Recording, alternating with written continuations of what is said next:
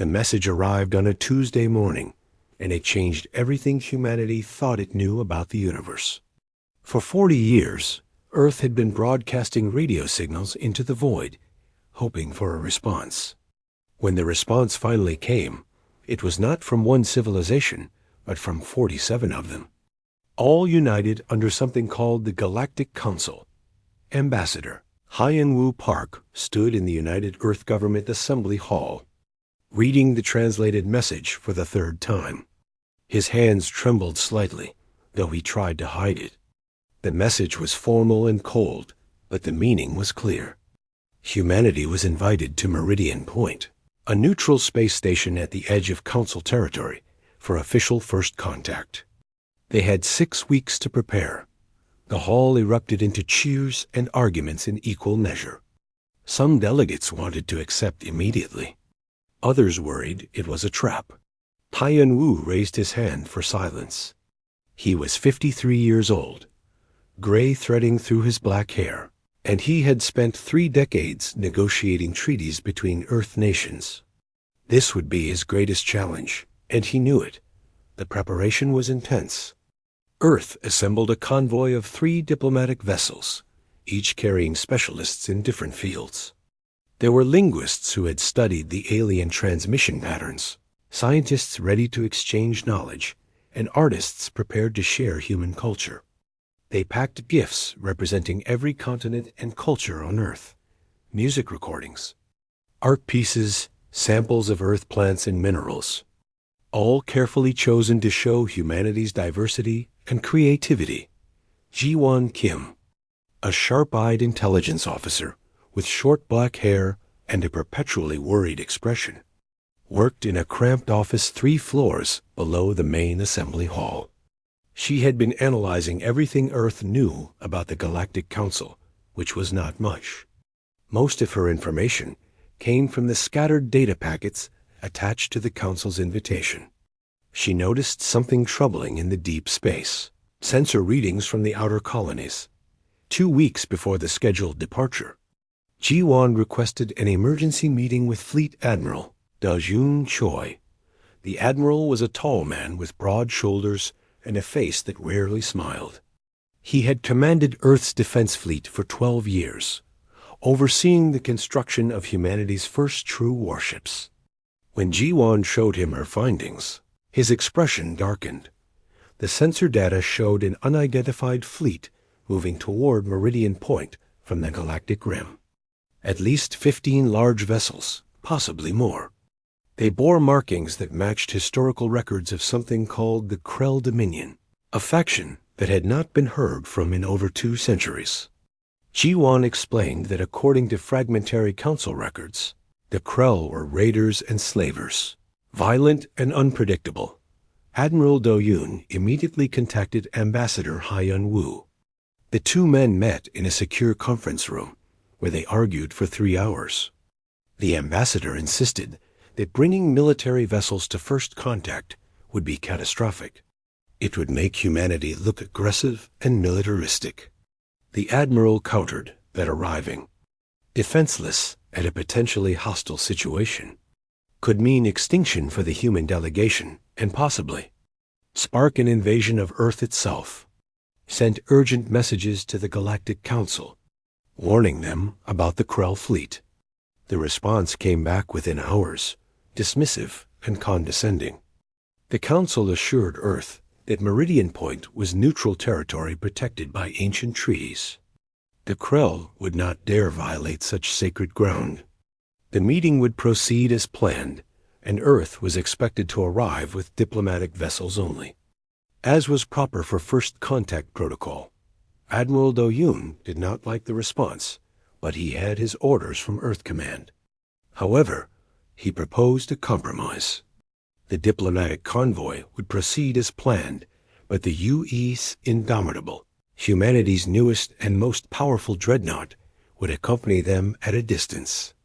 The massive warship would stay far enough away to not seem threatening, but close enough to respond if trouble arose.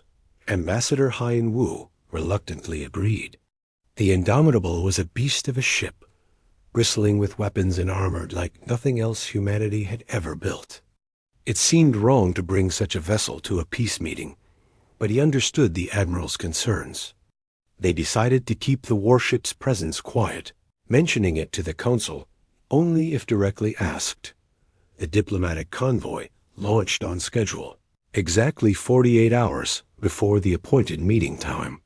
The three ships were sleek and elegant, painted white with blue Earth symbols on their hulls.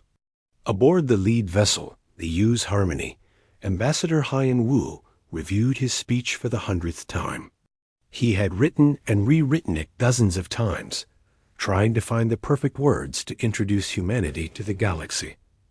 The Indomitable followed 6 hours behind, maintaining communication silence as ordered.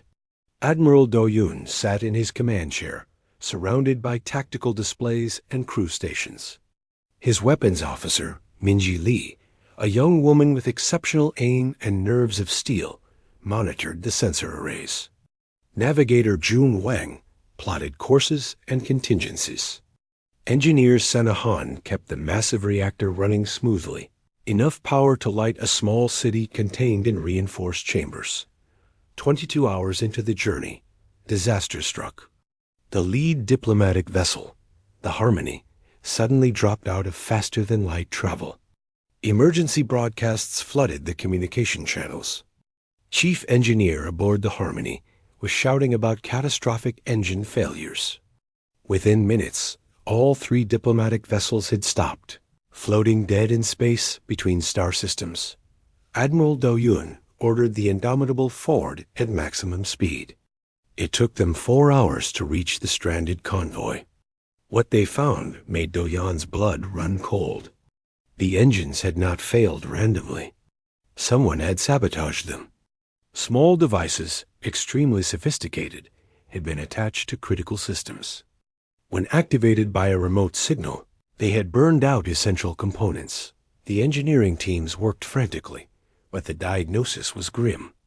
Repairs would take at least 3 weeks, possibly longer. They were 18 hours away from the scheduled first contact meeting.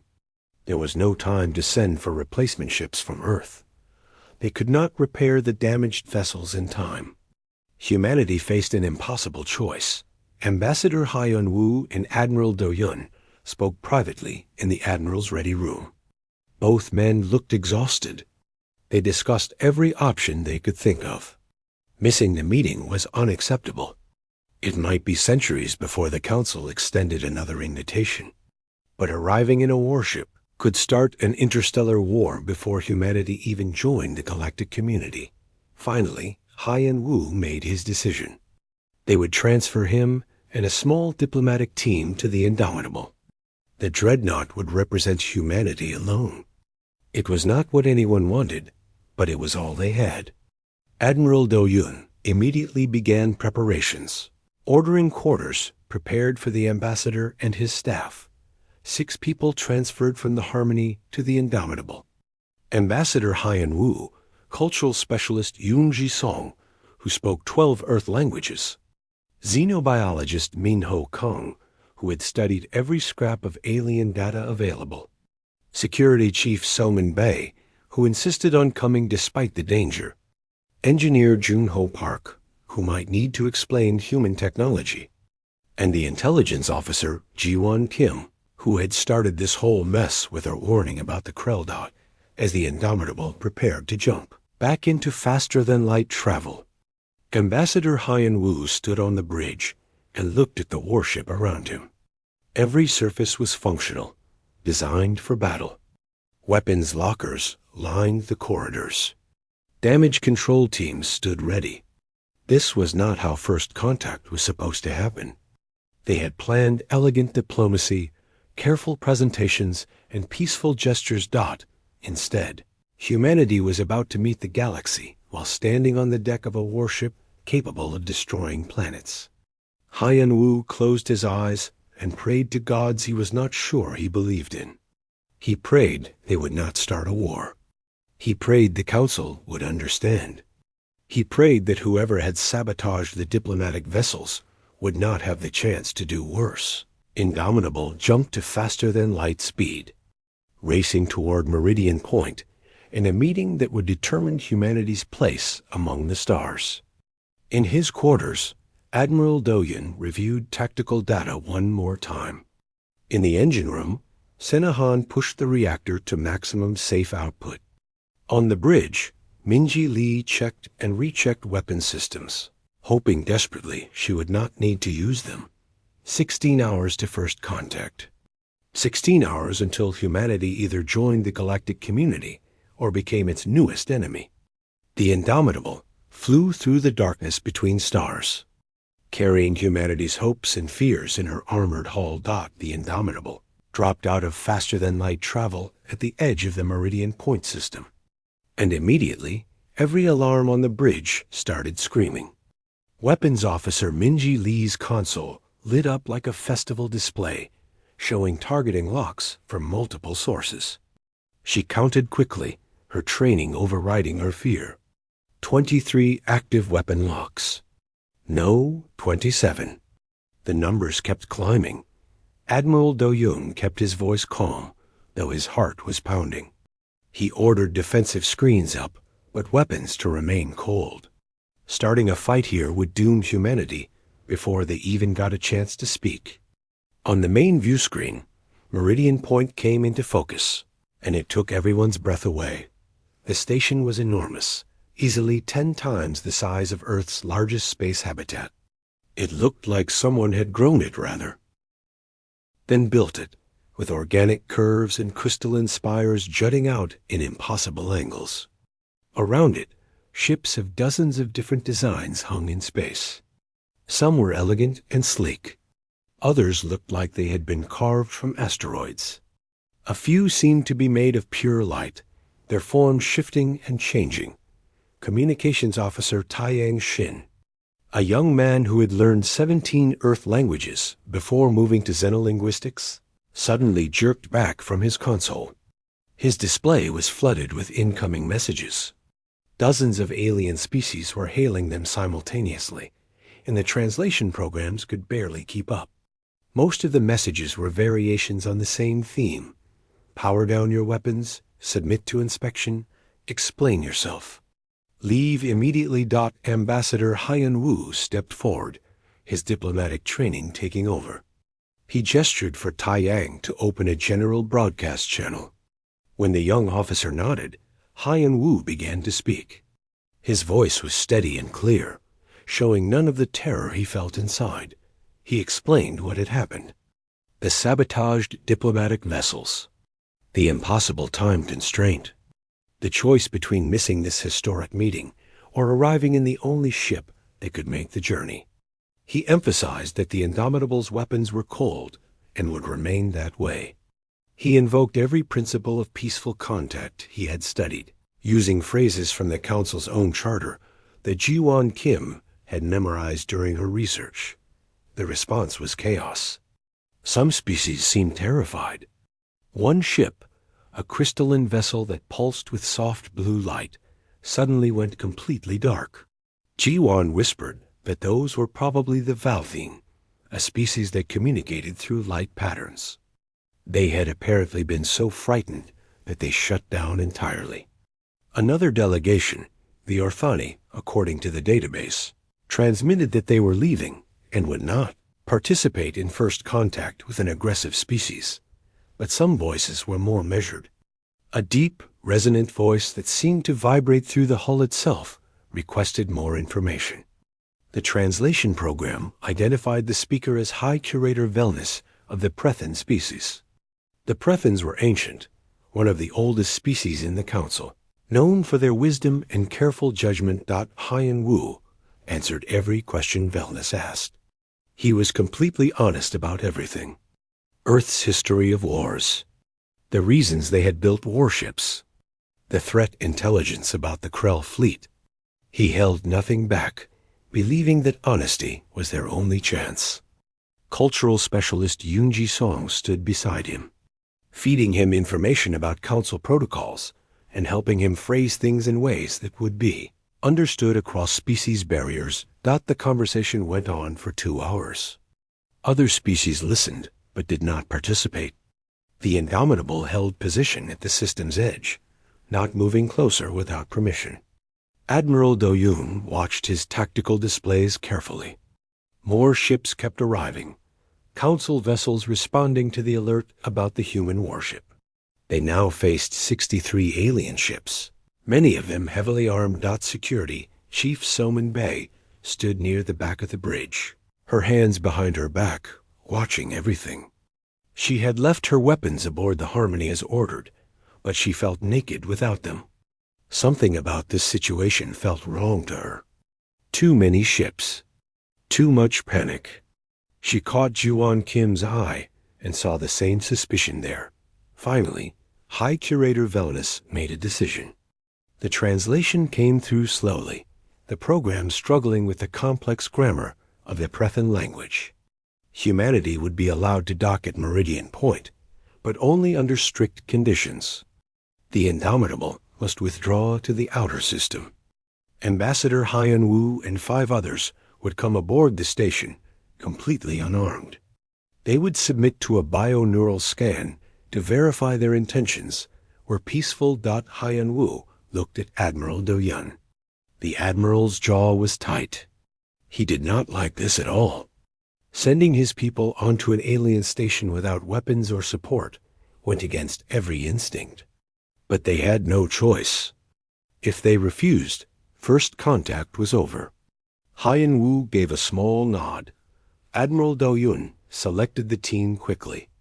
Ambassador Hyan Wu, obviously. Cultural specialist Yoon-ji Song, because they would need her knowledge. Xenobiologist Min-ho Kong, who had been almost silent since boarding, but whose expertise might be crucial. Security Chief Soman Bay, who would hate being unarmed, but whose tactical mind was essential. And engineer Jun-ho Park, a quiet man with clever hands who could explain human technology if needed.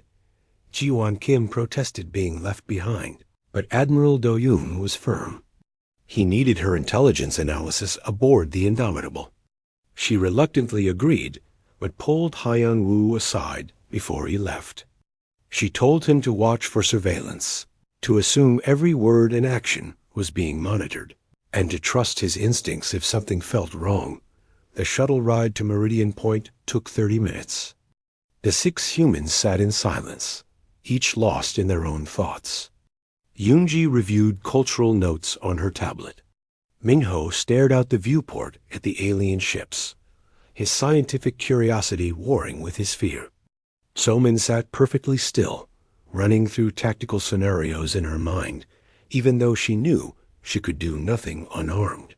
Jun-ho checked and rechecked the technical specifications he might need to reference. Hyan-Wu simply breathed, centering himself the way he had before every major negotiation of his career. This was just another negotiation, he told himself. Just another room full of people with different interests and concerns. The fact that they were aliens did not change the fundamental principles of diplomacy. Find common ground. Build trust. Show respect. Listen more than you speak. The shuttle docked with a soft thump. The airlock cycled open, and they got their first look at a real alien. The being waiting for them was tall and thin, with 4 arms and skin that seemed to shimmer between purple and silver. It wore no clothing, but had decorative patterns etched into its skin. When it spoke, the words came from a device hanging around what might be its neck. I am Attendant Kelvin. I will guide you to the bio-neural scanning chamber and then to the council chamber. Please follow and do not touch anything. Many of our technologies are dangerous to species unfamiliar with them. The walk through Meridian Point was overwhelming. They passed through sections designed for different types of life. A chamber filled with crushing gravity, where massive beings moved slowly. A zone filled with methane fog, where shapes moved in the mist. A zero-gravity garden, where electromagnetic beings danced between flowering plants that seemed to sing. Each section was more impossible than the last. Finally, they reached the scanning chamber. It was a small white room with a pedestal in the center. Attendant Kelvin explained that each human would step onto the pedestal, and the scanner would read their neural patterns and emotional state. It could not read thoughts, only intentions and emotional truth. Haiyan Wu went first. The scan felt like nothing, just a brief, tingling sensation. But Kelvin's expression changed as the results came through. The alien consulted a display that the humans could not see, then looked at Haiyan Wu with what might have been surprise. You are genuinely peaceful. Your fear is strong, but your intention to find common ground is stronger. And you carry great guilt about something in your past. Kelvin's translated voice was neutral, but there was curiosity there. Haiyan Wu nodded slowly. He had been part of negotiations that ended wars, but he had also failed to prevent conflicts. The weight of those failures never left him. The alien seemed to accept this and gestured for the next human to step forward. One by one, they were all scanned. Yunji's genuine fascination with other cultures showed clearly. Minho's scientific curiosity and excitement overwhelmed his fear. Sumon's protective instincts and Warrior's discipline were apparently unusual enough that Kelvin studied the results for a long time. Junho's honest desire to help and share knowledge came through strongly. You are cleared to enter the council chamber, Kelvin finally announced. High Curator Velnus will be pleased. It is rare for a species to show such genuine peaceful intent while arriving in a vessel of war. Usually, the intentions match the tools. They were led to a massive spherical chamber that took their breath away. Representatives from dozens of species occupied platforms, adjusted for their specific needs. Some floated in bubbles of water. Others clung to walls in high-gravity fields. A few existed as pure energy, contained in magnetic bottles. At the center of the sphere, a platform held a being that could only be High Curator Velnus. The Prethan was difficult to look at directly. Its form seemed to shift, as if it existed in multiple dimensions simultaneously. When it spoke, the voice seemed to come from everywhere and nowhere. Humans of Earth, you come to us in unprecedented circumstances. Let us hear your story, and let the Council judge whether your species is ready to join the galactic community. Haiyan Wu stepped forward, his heart pounding, and began the most important speech of his life. Behind him, his small team stood ready to support him. Aboard the Indomitable at the system's edge, Admiral Do-Yun watched on a delayed transmission, unable to help or interfere. And somewhere in the darkness between stars, the Krell fleet drew closer, their intentions unknown and their arrival inevitable. Ambassador Haiyan Wu stood in the center of the council chamber, surrounded by beings from worlds he could barely imagine. He had prepared a careful speech, full of diplomatic language and careful phrases designed to make humanity seem peaceful and civilized. Standing here now, facing the reality of 47 different species, watching him with varying degrees of fear and suspicion, he made a decision. He threw away the prepared speech. We came from a violent world, Haiyan Wu began, his voice carrying through the translation systems. I will not lie to you about that. Our planet has seen wars that killed millions. We have used weapons that poisoned our own land. We have committed genocides against our own people for reasons as stupid as the color of their skin or the gods they worshipped. The chamber stirred. Some representatives moved closer, interested. Others pulled back, as if confirming their worst fears. Haiyan Wu continued, his words honest and raw. But we learned. Slowly, painfully, we learned. We learned that cooperation achieves more than conflict. We learned that diversity makes us stronger, not weaker. We learned that the things that unite us as living beings are more important than the things that divide us. We are still learning. We still make mistakes. But we are trying. Yunji Song stepped forward and activated a holographic display. Images filled the air above them. The Great Wall of China. The Pyramids of Egypt, Angkor Wat, the Statue of Liberty. Beautiful human achievements that showed creativity and cooperation. Then the images changed. Hiroshima after the atomic bomb.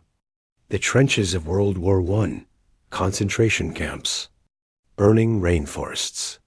The ugly truth of humanity's history, shown without excuse or justification. This is who we were, Haiyan-Wu said quietly. These are our mistakes. We do not hide them. We study them so we do not repeat them. We teach our children about our failures so they can build a better future. We came to the stars not because we are perfect, but because we want to be better. We came hoping to learn from those wiser and older than us. Minho Kang added his part, explaining human biology and evolution. He described how humanity evolved as persistence hunters, how they developed complex social bonds, how their brains adapted for problem-solving and cooperation. He made them understand that humans were not monsters, just another species trying to survive and grow. The response from the council was mixed. A delegate from the Kelthera, an insectoid hive species with hundreds of small beings working as one consciousness, spoke through their translator. They found humanity's collective approach to be admirable. The Kelthera had also evolved from conflict and understood the struggle to become peaceful. They voiced support for humanity's admission to the council, but others were strongly opposed. The Thomas's Concordat representative, a large reptilian being with scales that shimmered green and gold, stood on its platform and spoke with barely controlled anger. Its translated words were harsh. These humans speak of peace, but arrive in a worship. They show us images of their violence and expect us to welcome them. How many species in this chamber arrived at their first contact in a vessel designed for destruction? None. We all came in peace, showing our honest intentions through our choices. The humans show us their truth through their actions, not their words. Several other species voiced agreement. The debate grew heated. Delegates argued back and forth, their various forms of communication flooding the translation systems. Some defended humanity, pointing out that they had explained the circumstances. Others insisted that there was no acceptable excuse for bringing weapons to first contact. Haiyan-Wu felt hope slipping away. They were losing this argument. Then Yunji Song leaned close and whispered urgently in his ear. She had been doing research during the voyage, using the limited information Earth had gathered about council species. She had found something interesting in the historical records. Available on the Galactic Network. Haiyan-Wu made a gesture requesting permission to speak again. High Curator Velnus granted it, and the chamber fell silent. The ambassador took a breath and made his gamble. We have been accused of being the only species to arrive at first contact in a warship. I would like to address that claim. With respect to the honored delegate from the Thomas's Concordat, the historical records do not support that statement. Yunji activated her display again. New images appeared, these ones pulled from publicly available galactic archives. Historical recordings, some of them thousands of years old. The first showed a massive Thomas's vessel, bristling with weapons, arriving at their first contact with the Prethans. The date stamp was clear. The Thomas's battle carrier Conqueror's Pride, first contact with the Prethan homeworld, 4,200 years ago. Yunji read from the records. The vessel was armed with plasma lances and kinetic bombardment weapons. The Thomas's delegate made a sound of protest, but Yunji was not finished. More images appeared. The crystalline Valthine had arrived at their first contact inside a fortress ship capable of destroying moons. The aquatic Mayoress had brought their entire war fleet to their first meeting with another species. Even the peaceful Kelthera had arrived in a hive ship that doubled as a weapons platform. According to these public records, Haiyan-Wu said carefully, at least 23 species currently in this chamber arrived at their first contact events with military capabilities. Some came in pure warships. Others came in vessels that could serve dual purposes.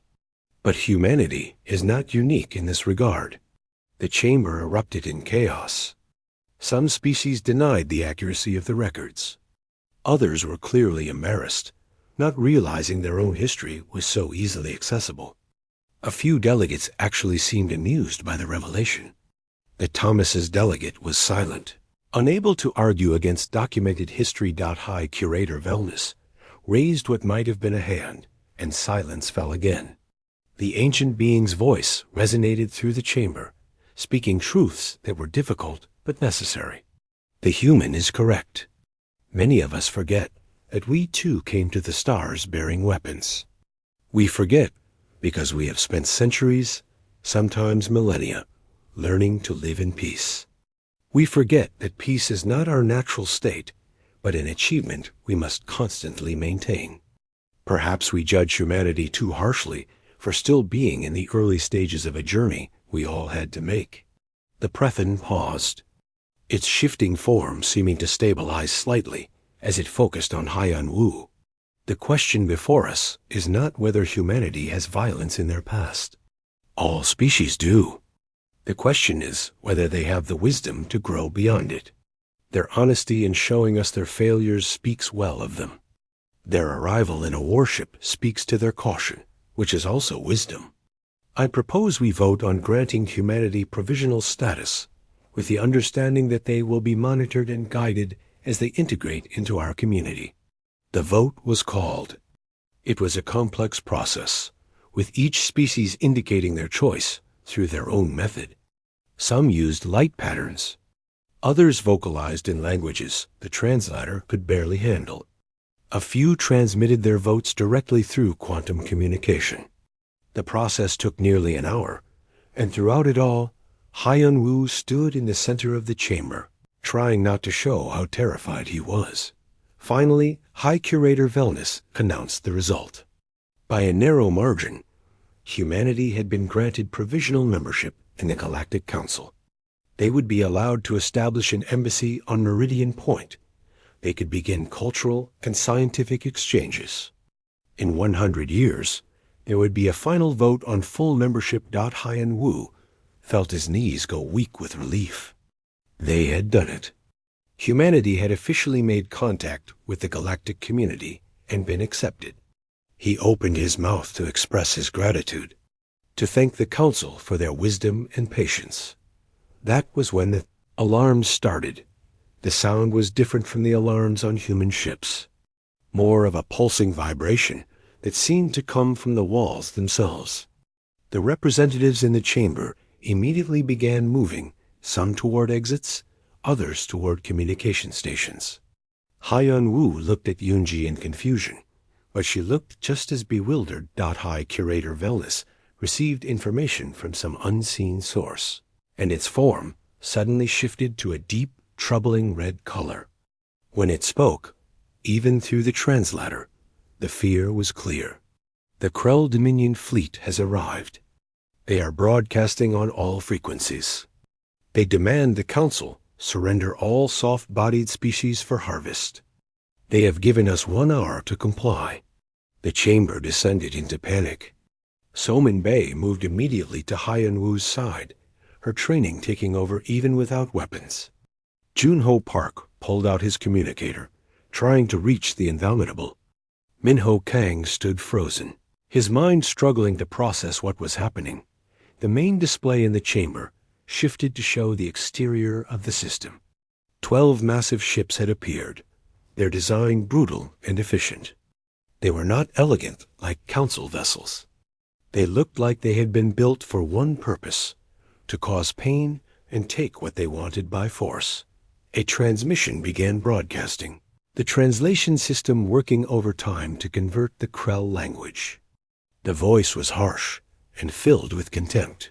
Soft-bodied cattle of the Council, your time of peace is over. We have been watching, and we know you have grown weak. You have forgotten how to fight. We demand 17 species for harvest, including the new humans who so foolishly announced themselves. You have 1 hour. If you refuse, We will begin destroying your ships until you comply. Your choice is simple. Surrender them or watch thousands die. Haiyan Wu felt ice in his veins. They had come seeking peace, and instead had brought danger. The Krell knew about humanity. Because of the broadcasts Earth had sent, they had come to the first contact specifically to take humans as slaves. He looked at Yunji, at Mino, at all the humans who had trusted him to lead them. He had led them into a trap. High Curator Velnus was coordinating with other council members, but Haiyan Wu could see the situation was desperate. The council fleet was designed for exploration and light defense, not warfare. The Krell warships outgunned them completely. Some delegates were already preparing to flee. Others argued for surrendering the demanded species to save the majority. Soman grabbed Haiyan Wu's arm, pulling him toward an exit. They needed to get back to their shuttle to try to reach the Indomitable. They needed to warn Earth that the Krell would be coming. They needed to run. But as Haiyan Wu looked at the panicking council chamber, at the terrified representatives of species that had just voted to accept humanity, he knew running was not an option. Not anymore. Whatever happened next would define not just humanity's place in the galaxy, but what kind of species they truly were. Aboard the Indomitable, the mood on the bridge was tense but optimistic. Admiral Do-Yun had been watching the delayed transmission from the council chamber, seeing Ambassador Haiyan Wu's brilliant handling of the accusations about the warship. When the vote came through in humanity's favor, several crew members had cheered quietly. They had done it. First contact was a success. Then the Krell fleet appeared on their sensors, and everything changed. Navigator Jun Wang saw them first. His console lit up with alerts as 12 massive vessels dropped out of faster-than-light travel at the edge of the system. They were bigger than the Indomitable, and their weapon signatures were off the charts. He immediately reported to Admiral Do-Yun, his voice steady despite the fear. Minji Li was already pulling up tactical data, her fingers flying over her console. She analyzed the Krell vessels with a professional eye, noting armor thickness, weapon placements, and possible weak points. The analysis was not encouraging. Each Krell warship could probably match the Indomitable in a fight. 12 of them was overwhelming force. Communications Officer Taiyan Shin intercepted the Krell broadcast and played it on the bridge. The translated threat was clear and brutal. Surrender soft-bodied species for slavery or face destruction. When the list of demanded species included humans, Engineer Senahan felt her blood run cold. They wanted to take people as slaves. They wanted to harvest humans like crops. Admiral Do-Yun stood from his command chair, his face grim but composed. He knew what he had to do, but he also knew it would likely mean the death of his ship and crew. Still, he did not hesitate. He opened a channel to the entire ship. All hands, this is the Admiral. You have all heard the Krell demand. They want to take humans, along with 16 other council species, as slaves. They threaten to destroy ships and kill thousands if the council refuses. We have a choice to make. He paused, looking around the bridge at his crew. These were good people, all of them. They had signed up to defend Earth, not to die in a hopeless battle at the edge of known space. But he also knew that none of them would choose differently than he was about to. We can withdraw. Our orders from Earth Command allow for retreat in overwhelming hostile situations. We can jump to faster than light speed and be gone before the Krell can target us. We can save ourselves and the Indomitable for Earth's defense. That would be the logical choice. The smart choice.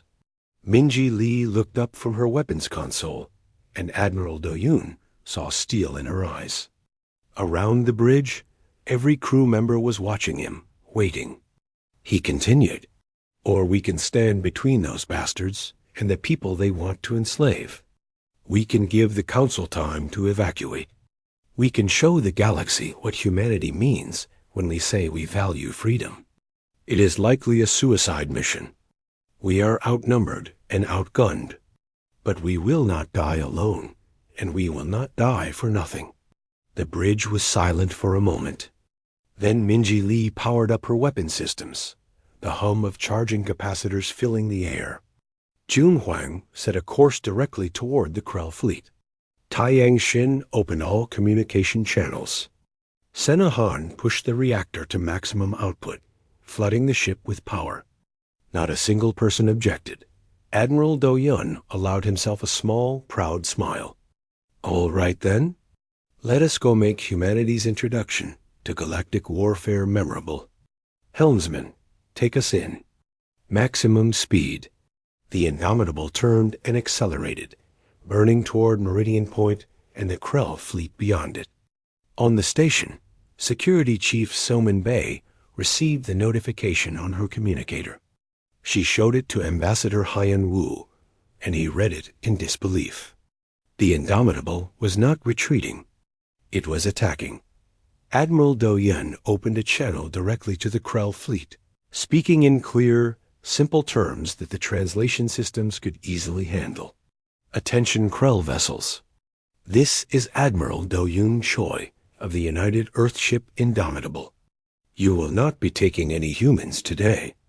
You will not be taking any of the Council species. If you want them, you will have to go through us. I suggest you reconsider your plans." The response was laughter. The Krell commander, a being who called itself Warlord Krevix, responded with contempt dripping from every translated word. "One human ship against 12 Krell warships? You are either brave or stupid. Probably stupid. You have 60 seconds to move aside, human. After that, we will add your wreckage to the debris field and take your surviving crew for the slave markets. They will fetch a good price, I think. Your species is new and exotic." Admiral Do Yun closed the channel and looked at his countdown timer. 60 seconds. He used the time to position the Indomitable directly between Meridian Point and the Krell fleet. The warship was much smaller than the vessels bearing down on it, but it did not move. It held position like an ancient castle gate, refusing to yield. On Meridian Point, High Curator Velnus watched in amazement. Other council representatives were fleeing to their ships, preparing to escape. But the human warship was not running. It was placing itself in harm's way to protect them. The Prethan had lived for thousands of years and had seen many species, but this was something remarkable. The countdown reached 0. The Krell fleet opened fire. Space lit up with weapons fire. Plasma bolts, kinetic rounds, and energy beams converged on the Indomitable from multiple angles. The warship's shields flared brilliant blue, absorbing the initial barrage. But shields could only take so much. The Indomitable shuddered as impacts got through. Tearing into armor plating. Min Ji Lee returned fire with everything the Indomitable had. Human weapons technology was different from what the Krell expected. Earth had developed along a unique path, focusing on kinetic weapons that used raw physics to cause damage. Railguns accelerated solid slugs to incredible speeds. Missiles carried warheads designed to penetrate armor before exploding. Laser arrays focused energy with brutal efficiency. The lead, Krell warship, took 3 railgun slugs to its forward section and staggered. Its shields had been optimized for energy weapons, the standard in the galaxy. The kinetic impacts punched through and caused devastating damage. The ship fell out of formation, venting atmosphere and debris. But there were 11 more, and they adjusted their tactics. They spread out, flanking the Indomitable and pouring fire from multiple angles. Admiral Do Yun shouted orders, and Jun Huang threw the ship into evasive maneuvers. The massive Dreadnought moved with surprising grace, twisting and rolling to present fresh armor to incoming fire. Sena Han watched her engineering displays in horror as damage reports flooded in. Hull breach on Deck 7. Port weapons array offline. Shield generators at 40% capacity and falling. The ship was being torn apart around them, but the reactor held steady, still pumping power to weapons and shields. The Indomitable scored another direct hit, this one on a Krill cruiser's engine section. The enemy ship exploded in a brilliant flash, torn apart by its own reactor going critical. 2 Krill ships destroyed, but the cost was mounting. The Indomitable was bleeding air and fuel. Half her weapons were offline, but she kept fighting. On Meridian Point, the fleeing council ships had stopped. Delegates watched in amazement as the lone human warship faced impossible odds and refused to break. The Mayoress representative, a being who existed in a bubble of water, spoke to its crew. The Kelthera hive mind consulted with itself. Others watched and felt shame that they had been running while the humans stood. Indomitable took a catastrophic hit to her port side. A Krell plasma lance burned through armor and shields, cutting deep into the ship's interior. 50 crew members died instantly. Another 100 were injured. Senahan rerouted power frantically, trying to keep vital systems online. They were dying, but they had bought precious minutes. Council ships were escaping. Civilians were being evacuated. Then something impossible happened. 6 council vessels turned around and came back. They were not warships. They were exploration vessels, research ships, and transport craft. But they all had some weapons, even if just for asteroid mining or debris clearing. And they all had crews who had decided they could not run while the humans died for them. The Mayoress, watership Tidal Grace, came in first, its mining lasers cutting into a Krell vessel's shield generators. The Kelthera hive ship Unity's Voice used its multiple smaller craft to swarm a Krell cruiser, their small weapons finding vulnerable points. 4 other vessels joined them, each contributing what little firepower they had got. It was not much, but it was enough to change the equation. The Krell fleet, which had been coordinating perfectly to destroy the Indomitable, suddenly had to split their attention. One Krell ship broke off to deal with the Kelthera swarm. Another turned its weapons on the Tidal Grace. The pressure on the Indomitable eased slightly.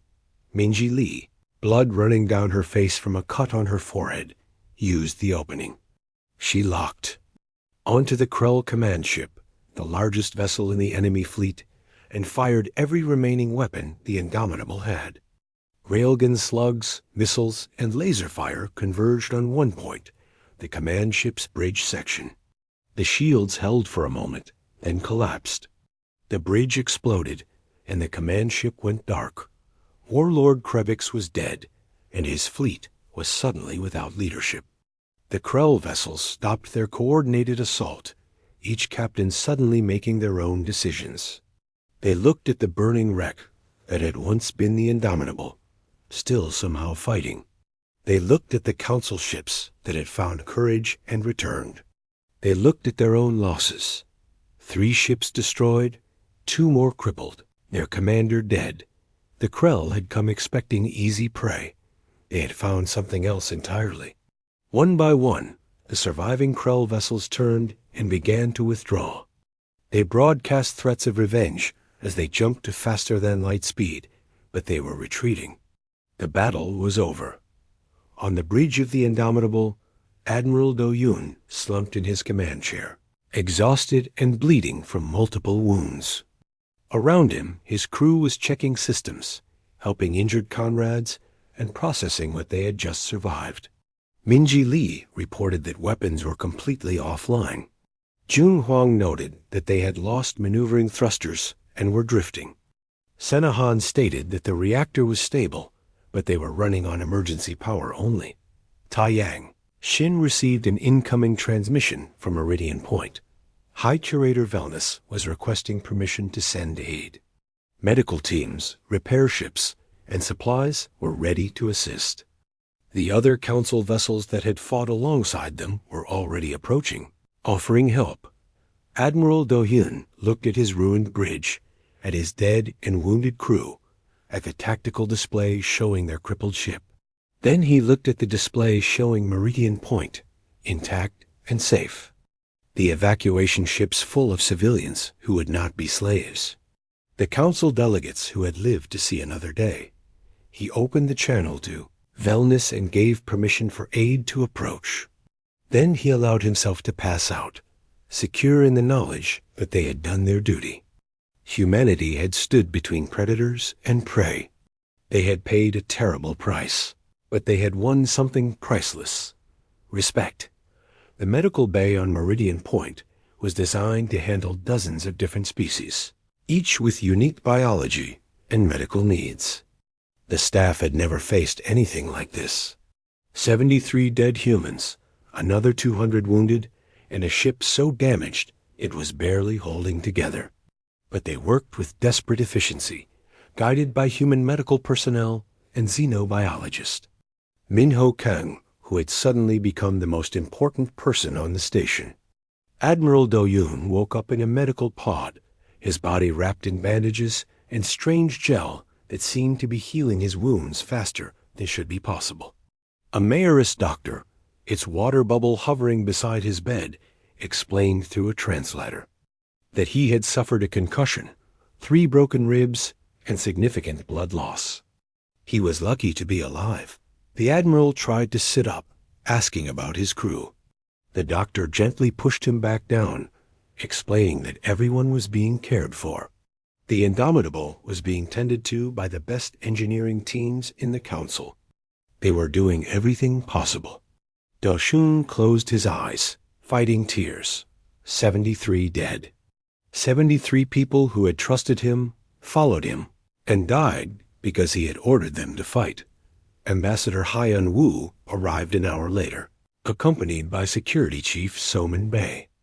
They had been coordinating the rescue efforts and dealing with the flood of council representatives who wanted to speak with humanity. Hyun-woo looked exhausted, but somehow also energized. He sat beside the admiral's bed and briefed him on the situation. The entire galaxy was talking about the battle. News had spread across the council networks at faster-than-light speeds. A species that had just made first contact had immediately thrown itself into combat to protect strangers. The Indomitables. Stand was being compared to legendary moments in galactic history. Some species were calling it foolish. More were calling it heroic. Soman added tactical details. She had been reviewing battle recordings with several council military observers who had watched everything. They were shocked by human weapons technology and tactics. The kinetic weapons had surprised everyone. The willingness to take damage while protecting others had impressed even hardened warriors. Multiple species were requesting information about Earth's military capabilities, some for defensive purposes and others out of pure curiosity. Over the next 3 days, as Admiral Do-yoon recovered and the Indomitable underwent emergency repairs, something remarkable happened. Species after species approached the human delegation. The mayoress offered cultural exchange programs and medical technology sharing. The Kelthera proposed opening trade routes and technology partnerships. The Valthene, who had initially gone dark in fear of the human warship, created a crystalline sculpture depicting the battle. It showed the Indomitable standing between predators and prey, light radiating from it in patterns that translated to protective and shield and courage. Even the Thomas's Concordat, whose representative had argued most strongly against humanity, sent a message. It was stiff and formal, but it acknowledged human courage and offered to share defensive technology. The Thomases had evolved from warriors and recognized the warrior spirit in humanity's actions, even if they disagreed with bringing weapons to first contact. High Curator Wellness visited Admiral Do-yoon personally once he was well enough to receive visitors. The ancient Prathan's form stabilized as it focused on the human, showing respect through its body language in ways the translator struggled to convey. Admiral, your species has demonstrated something that many council members had forgotten. Peace is not the absence of weapons or the inability to fight. Peace is the choice to fight only when necessary and only to protect. Your ship could have fled. Your crew could have saved themselves. Instead, you stood for people you had just met, species you barely knew existed. That is the foundation of true civilization. The Prefin paused, its form shifting colors in what might have been deep thought. The Council has met in emergency session. We have made a decision that is unprecedented in our history. Humanity is being granted full membership status immediately, bypassing the usual provisional period. Furthermore, Earth is being invited to contribute to the Council Defense Initiative, a project to create better protection for member worlds against threats like the Krell. Your weapons technology and tactical thinking will be valuable, but more valuable is your demonstrated willingness to use them only in protection of others. Do-Yun was speechless. He had expected condemnation for bringing violence to first contact. Instead, humanity was being welcomed with full honors. Velmus seemed to sense his confusion and explained further. We judge species not by their capacity for violence, but by their wisdom in applying it. You had the power to destroy, but you chose to protect. That is the difference between a species ready for the stars and one that will fall to its own darkness. Humanity is ready. The repairs to the Indomitable took 2 weeks. Council engineers worked alongside human crew members, learning from each other and sharing techniques. Engineer Senahan found herself teaching advanced reactor management to beings who had been traveling the stars for millennia. They, in turn, showed her shield technology and hull materials that Earth had not yet dreamed of. The cultural exchange was happening in real time, born out of shared crisis. Weapons Officer Minji Lee was approached by a delegation from 3 different species who wanted to understand human targeting systems and tactical doctrine. She gave presentations that turned into discussions, which turned into friendships. By the end of the repairs, she had standing invitations to visit 2 different homeworlds and train their defense forces. Navigator Jun Huang worked with Council stellar cartographers, sharing Earth's star maps and receiving maps of Council space in return. The galaxy suddenly became much larger and much more accessible. Trade routes, safe passages, and dangerous zones were all marked and shared freely. Humanity now had access to thousands of years of accumulated navigation data. Ambassador Hyun Woo worked nearly around the clock, negotiating treaties, establishing protocols, and setting up Earth's first embassy on Meridian Point. Cultural specialist Yoonji Song helped him navigate the complex web of council politics and cultural expectations. They made mistakes, of course. There were misunderstandings and awkward moments, but the goodwill from the battle carried them through. Difficulties that might have otherwise caused serious problems. When the Indomitable was finally ready to depart, a ceremony was held on Meridian Point. Representatives from every council species attended. High Curator Velnus presented Admiral Do-Yoon with a crystalline medal, the first time it had been awarded to a non-council species. The medal was encoded with the battle data, a permanent record of humanity's first military action in space. Not to conquer, but to protect. The 6 council vessels that had returned to fight, alongside the Indomitable, formed an honor guard for the human warship's departure. The Tidal Grace, Unity's Voice, and the others took positions around the damaged Dreadnought, escorting her toward the edge of the system where she would jump to faster-than-light speed toward Earth. On the bridge of the Indomitable, Admiral Do-Yoon sat in his repaired command chair, surrounded by his crew. Many positions were empty, those 73 lost souls who would never see Earth again. Their names were now inscribed on a memorial wall in engineering, and their sacrifice would never be forgotten. But the living crew was proud. They had done something important. They had shown the galaxy who humanity was. Ambassador Hyun Woo stood on the bridge as well, preparing to send his report to Earth. He had spent days writing it, trying to find words to capture everything that had happened. In the end, he kept it simple.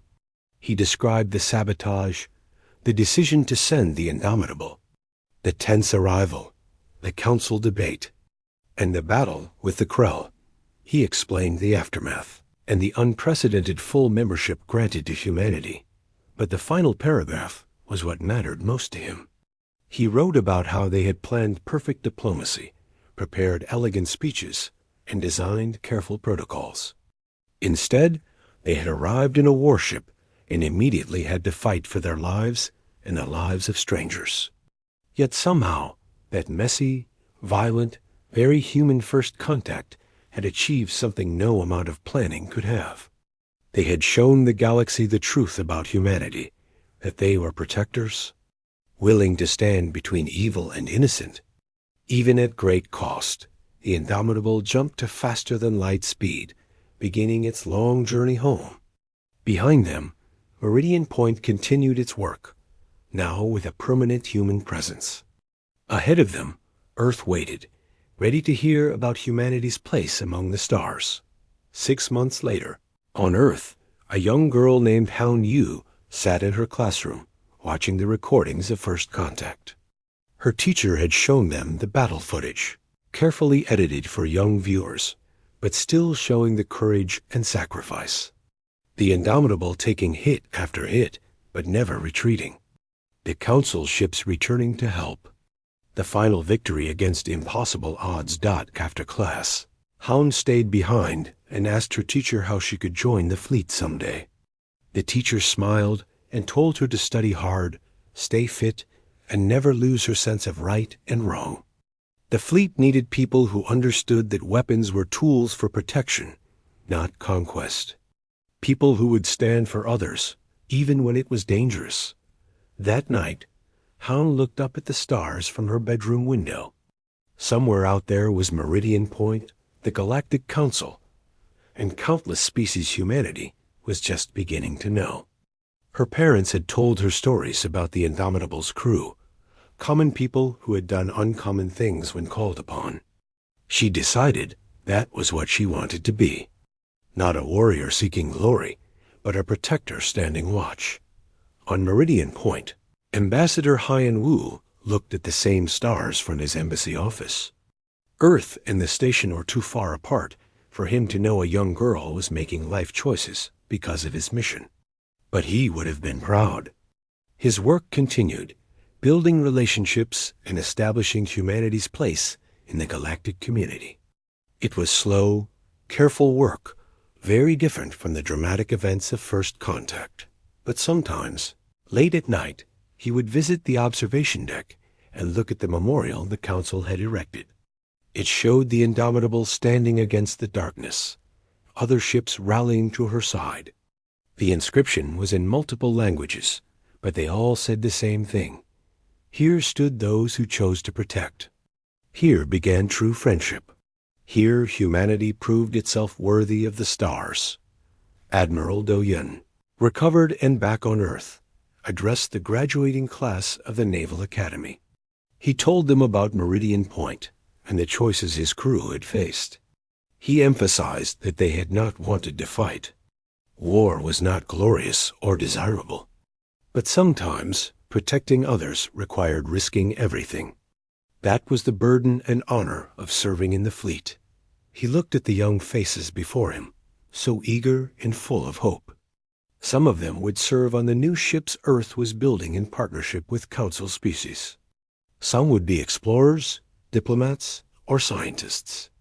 But all of them needed to understand the lesson of First Contact, that humanity's strength was not in their weapons, but in their willingness to use those weapons only to shield others. The galaxy was larger than anyone had imagined, full of wonders and dangers.